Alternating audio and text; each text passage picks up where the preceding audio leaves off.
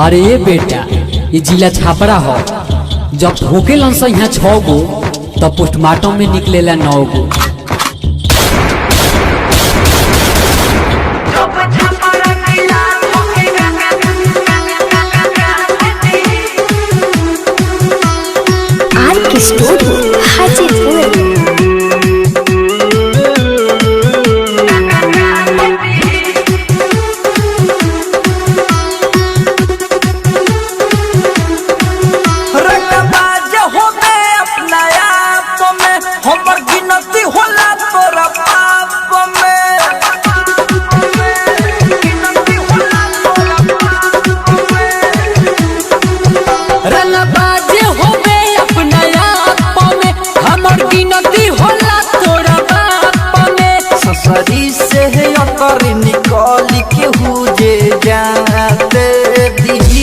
अरे सर बुझत काहे नहीं ये जिला छापरा हो।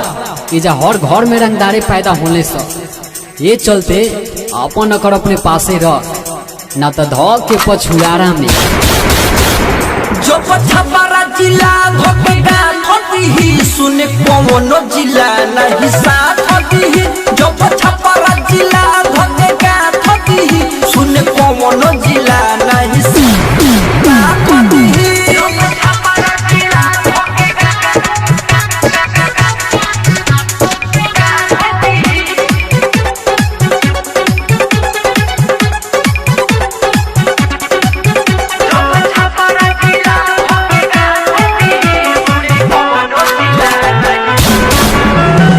लड़की के चक्कर में मुड़ी कटाला बाबू रे जवानी पर लगाव तनी ताला।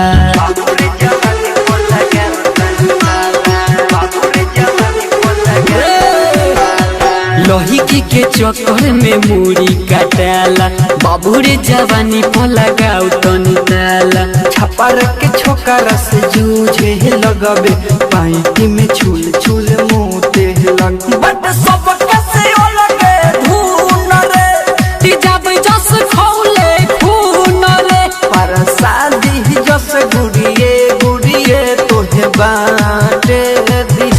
ये बेटा ये जिला छापरा हो। यहाँ लड़की के फेरा में जब मर्डर हो सकता तो साला दोस्ती यारी के चक्कर में तो गदर हो जाए। जो छापरा जिला भोकेगा थोड़ी ही सुने कोनो जिला नहीं साथ होती ही। जो छापरा जिला भोकेगा थोड़ी ही सुने कोनो जिला नहीं साथ होती ही।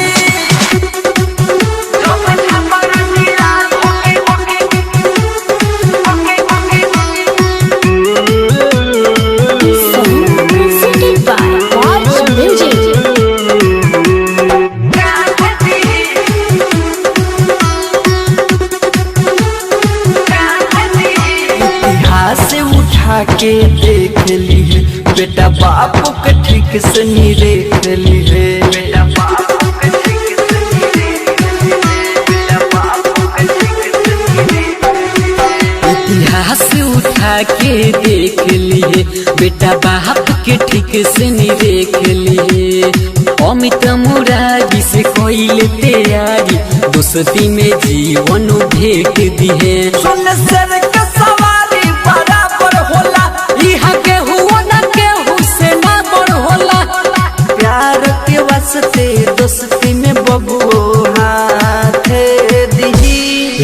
सुनना ज्यादा फड़फड़ाओ नहीं तो ठोकेंगे बेटा इस कदर कि छोड़ दोगे छापरा से। जो छापरा जिला भोकेगा थोड़ी ही सुने कोनो जिला नहीं साथ होती ही। जो छापरा जिला भोकेगा थोड़ी ही सुने कोनो जिला नहीं साथ होती ही।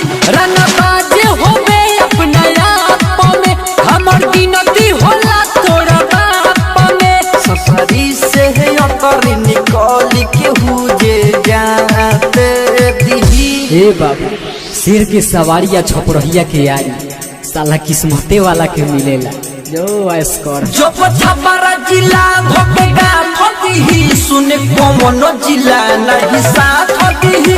जो छापरा जिला भोकेगा थोड़ी ही सुने कोनो जिला नहीं